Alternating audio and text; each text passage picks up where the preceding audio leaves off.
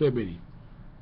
Le plus grand niveau de la tolérance en Christ, c'est d'abord de la tolérance pour ceux qui n'ont aucune tolérance.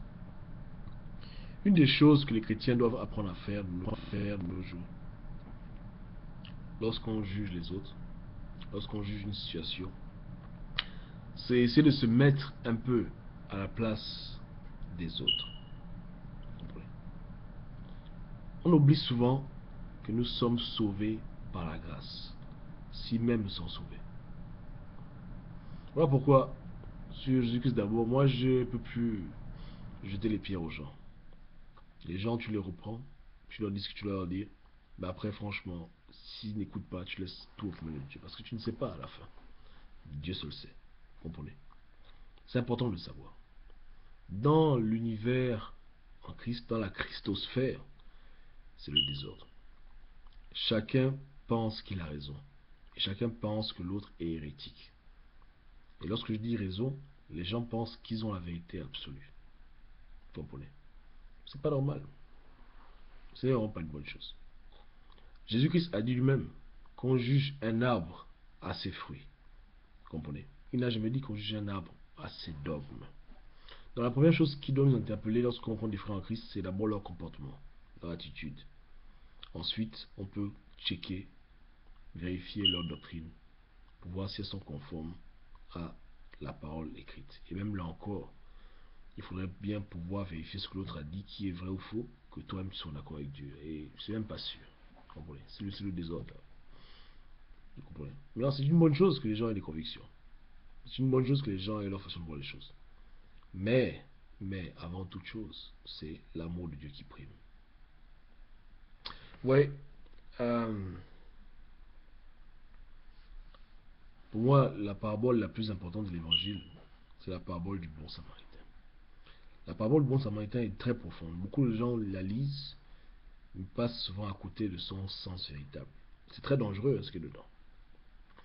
La parabole du bon samaritain est très très très très profonde. Comme vous le savez, dans cette parabole, il y a deux hommes.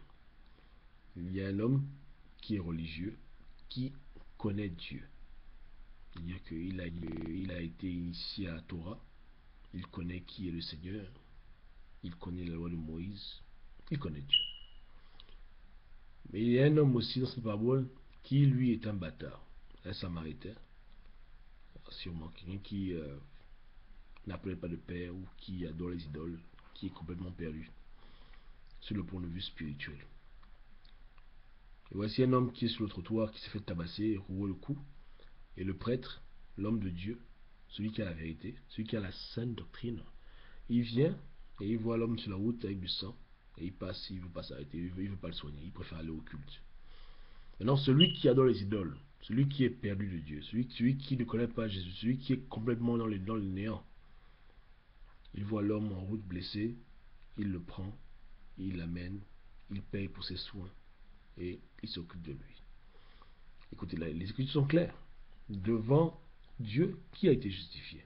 Ce n'est pas celui qui lisait 1 Corinthiens, 2 Corinthiens, 3 Corinthiens, ou qui connaissait les Écritures par cœur comme un petit lapin, qui a été justifié. C'est celui qui a démontré sur le terrain qu'il était vraiment de Dieu. Parce que les hommes peuvent avoir des mauvaises conceptions. Mais à la fin de la journée, ce que les hommes posent comme acte, c'est ça qui les différencie. Et qui montre vraiment aux gens qui ils sont. Parce que c'est par les fruits qu'on juge, par les actes et les paroles. Non pas par les convictions. Parce que les convictions peuvent changer. Aujourd'hui, quelqu'un pense que la Terre est plate. Demain, il pense que la Terre est ronde. Mais une personne, si elle a l'amour de Christ en elle, l'amour qu'elle a demeurera en toutes circonstances.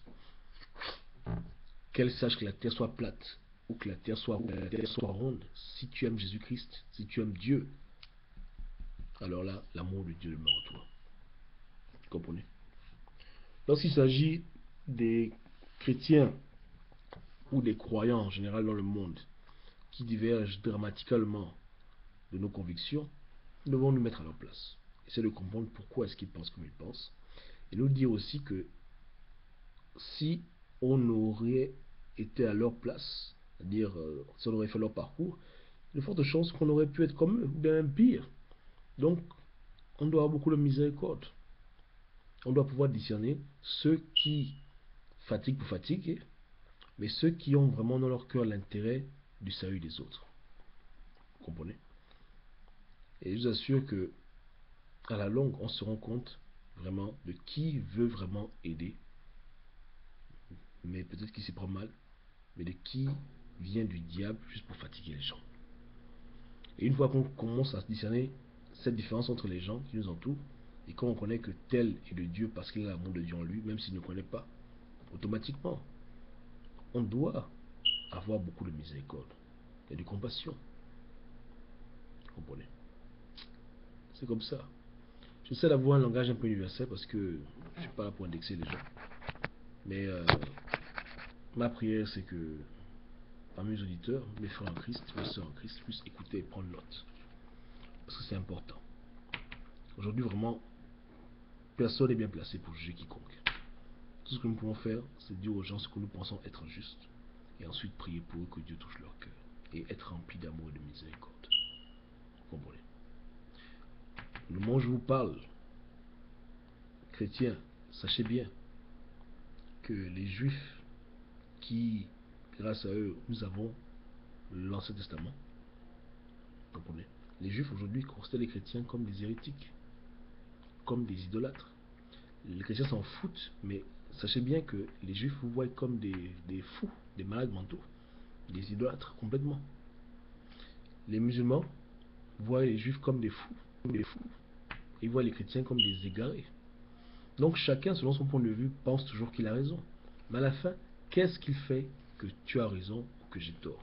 Comment est-ce que le monde peut différencier qui est vraiment de Dieu, qui a la vérité et ceux qui n'ont pas la vérité? C'est facile. C'est par notre comportement, par notre amour que les gens savent qu'on est de Christ. Lorsque j'ai eu l'évangile, la chose qui m'a le plus touché dans l'évangile, ce n'était pas les paroles de Jésus. Premièrement, parce que je sais que beaucoup les hommes, il y a des bons parleurs, il y a des gens qui parlent bien, ils ont des langues sucrées. Ce qui m'a touché premièrement sur Jésus, c'était ses actions, les actes qu'il a posés.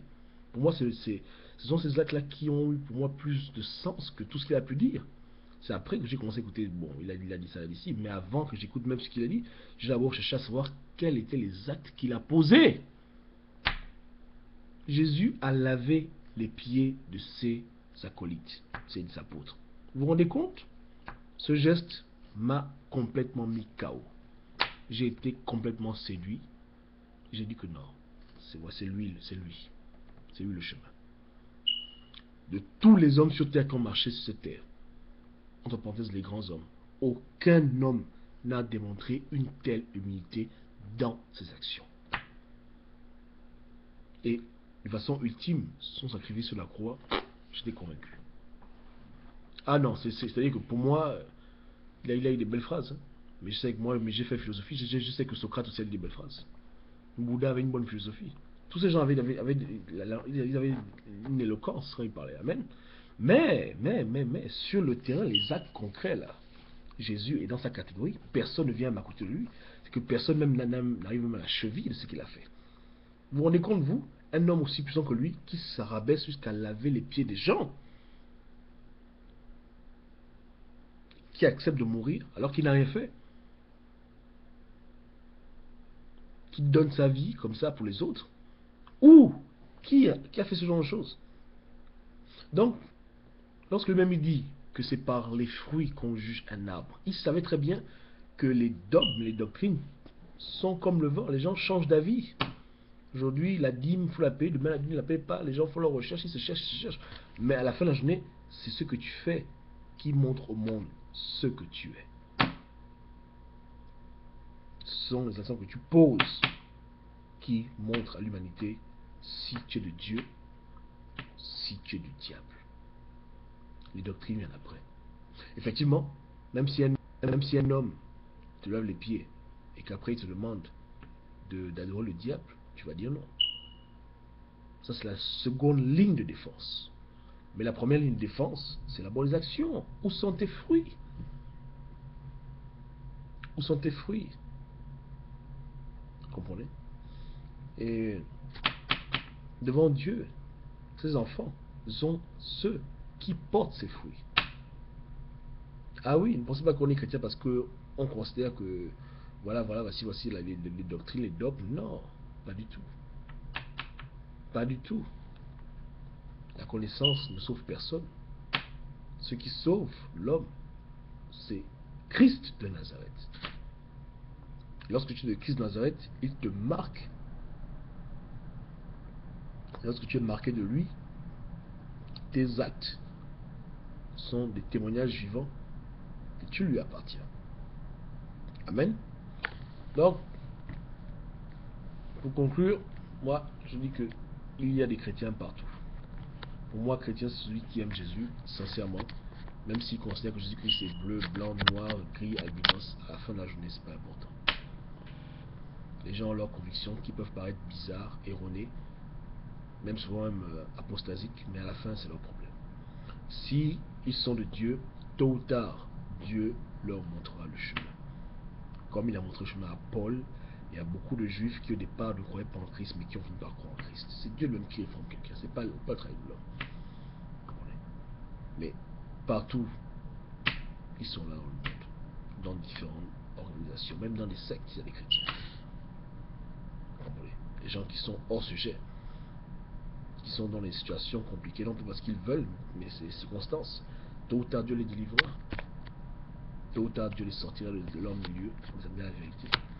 Mais nous, chrétiens, nous ne devons pas jeter la pierre. Nous devons nous rappeler que nous sommes sauvés par la grâce et que dans l'humilité absolue, nous devons traiter les autres comme nous-mêmes.